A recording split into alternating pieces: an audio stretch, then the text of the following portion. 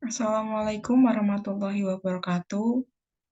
Perkenalkan, nama saya Delatri Wijayanti dengan NIM 202008265 yang akan menjelaskan mengenai proposal skripsi saya, yaitu dengan judul Pengaruh Brand Awareness dan Brand Image terhadap Forecastation dimediasi oleh Forecast Intention pada studi kasus pada konsumen yang ada di kota Yogyakarta. Nah, untuk yang lebih jelasnya, kita akan bahas secara.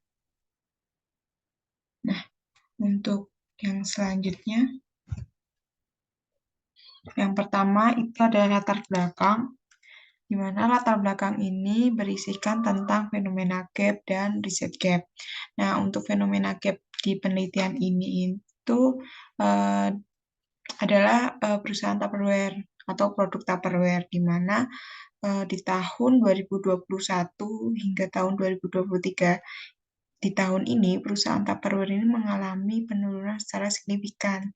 Kita bisa lihat di gambar sebelah, di tahun 2020 ini dia mengalami penurunan di tahun 2021 sampai ke tahun 2022 sampai ke tahun 2023 itu mengalami penurunan sebesar 32,7%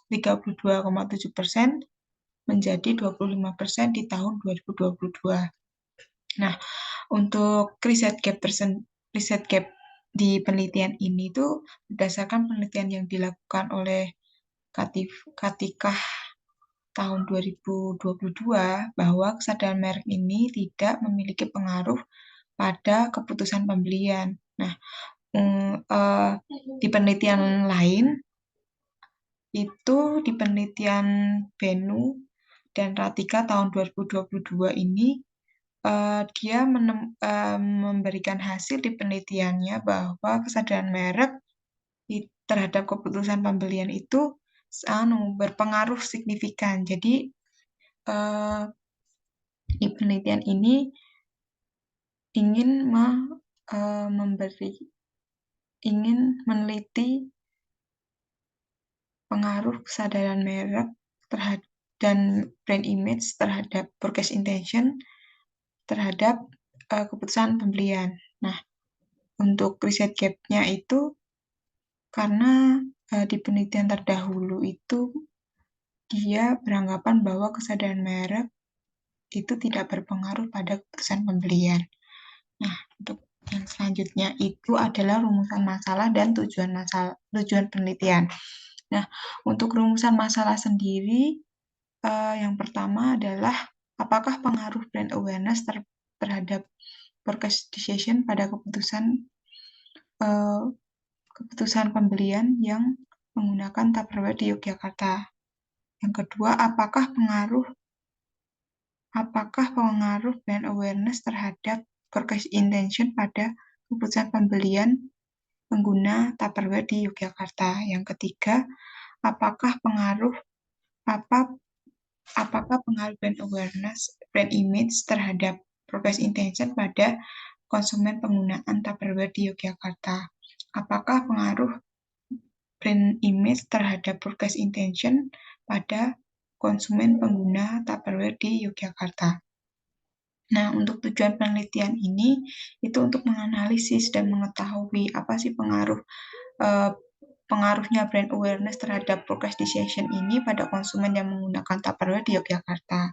Yang kedua itu untuk menganalisis dan mengetahui pengaruh brand awareness terhadap forecast intention pada konsumen yang menggunakan Tupperware di kota Yogyakarta. Yang ketiga itu untuk menganalisis dan mengetahui pengaruh brand image terhadap forecast intention pada konsumen yang menggunakan Tupperware di Yogyakarta. Yang terakhir itu untuk menganalisis dan mengetahui brand image terhadap forecast decision pada konsumen yang menggunakan Tupperware di kota Yogyakarta. Next, yaitu kita masuk di kajian teori atau di bab 2. Nah, untuk kesadaran merek ini adalah bertambahnya pemahaman merek tentang konsumen dan informasi merek mereka yang dicari, akan semakin meningkat persepsi positif konsumen terhadap merek tersebut. Nah, untuk citra merek ini adalah pendapat lain dijelaskan oleh Fendi tahun 2005 menyatakan bahwa brand image merupakan gambaran asosiasi dan kepercayaan konsumen terhadap merek tertentu. Nah, yang selanjutnya itu mengapresiasikan citra merek adalah suatu proses di mana seseorang membuat pilihan, mengatur, dan menginterpretasikan informasi yang diterima untuk membentuk deskripsi yang memiliki makna. Itu sumber dari Kotler tahun 2018. Nah, untuk yang selanjutnya itu niat beli. Nah, niat beli ini adalah tingkat komitmen konsumen yang muncul setelah mereka melakukan pembelian produk atau layanan. Next, yang terakhir adalah variabel keputusan pembelian atau purchase decision. Nah, keputusan pembelian adalah fase di mana pembeli telah memutuskan pilihannya dan melakukan pembelian produk serta mengkonsumsinya. Next, di sini ada kerangka pikir yang ada di penelitian saya, yaitu brand awareness ke purchase decision itu sebagai H1, brand awareness ke purchase intention itu H2, brand image ke purchase intention itu H3, brand image ke purchase decision itu H4, purchase intention ke purchase decision itu H5. Nah, untuk yang selanjutnya itu indikator per variabel. Nah, untuk yang pertama, variabel brand awareness ini memiliki 3 indikator. Nah, yang pertama adalah kemampuan untuk mengingat atau mengenali model varian suatu produk. Yang kedua itu ciri khas merek atau memahami informasi mengenai merek-merek tertentu. Yang ketiga, kemampuan mengingat merek.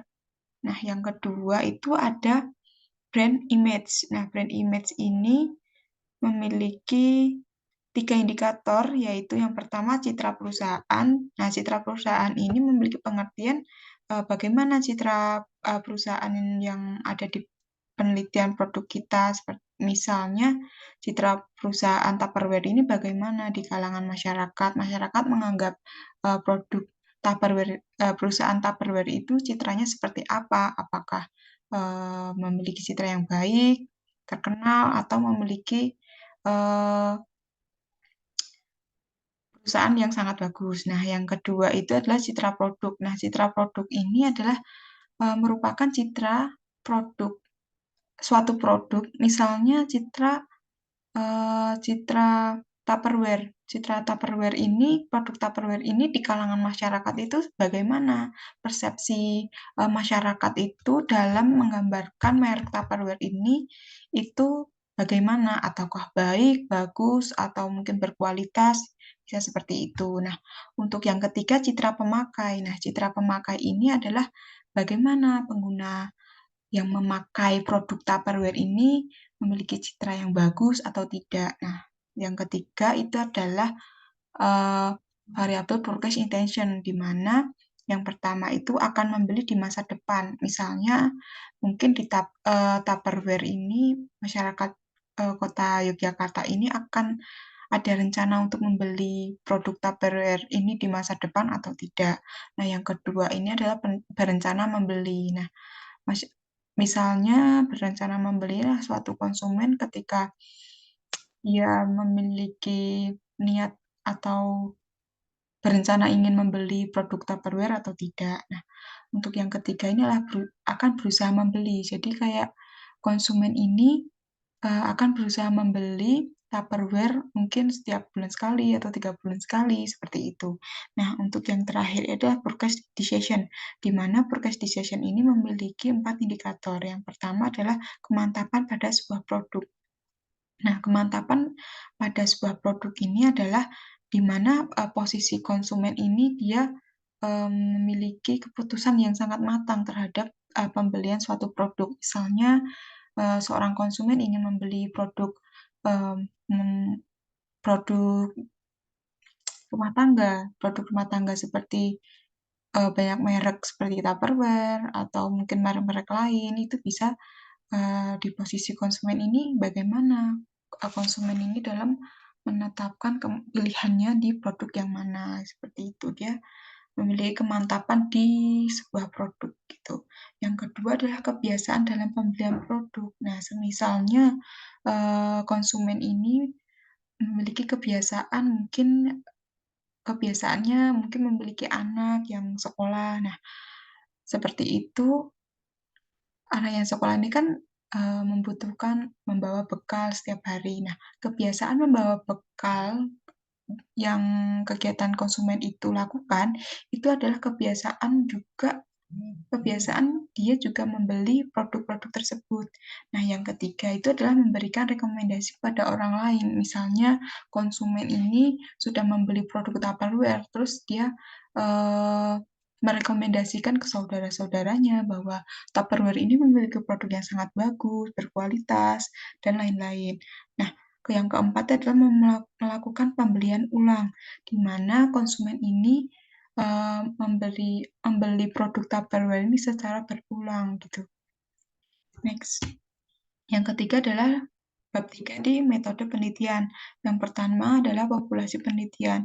Nah, pada penelitian ini populasinya itu adalah masyarakat Yogyakarta yang pernah membeli atau menggunakan produk Tupperware.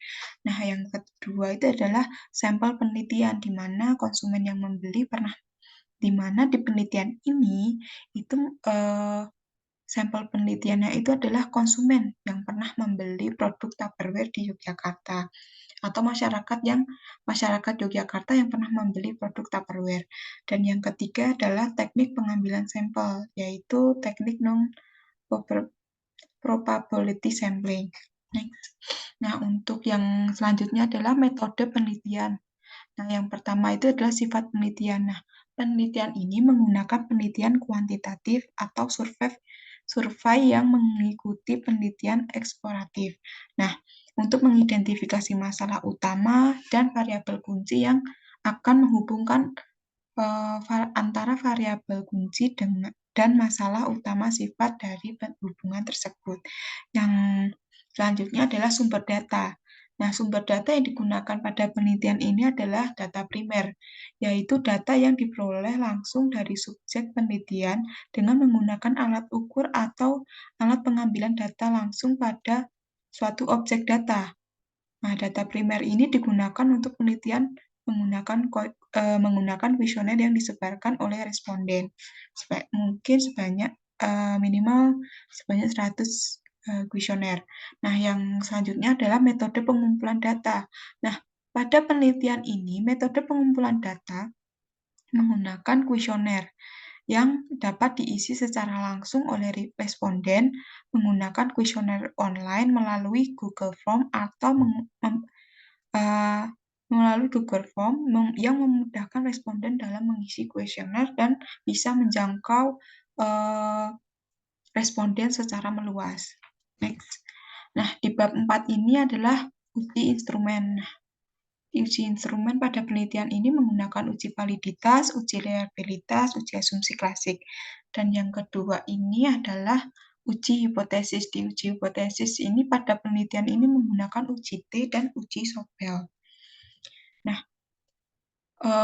cukup sekian presentasi yang saya sampaikan. Jika ada kurangnya saya mohon maaf. Wassalamualaikum warahmatullahi wabarakatuh. Salam.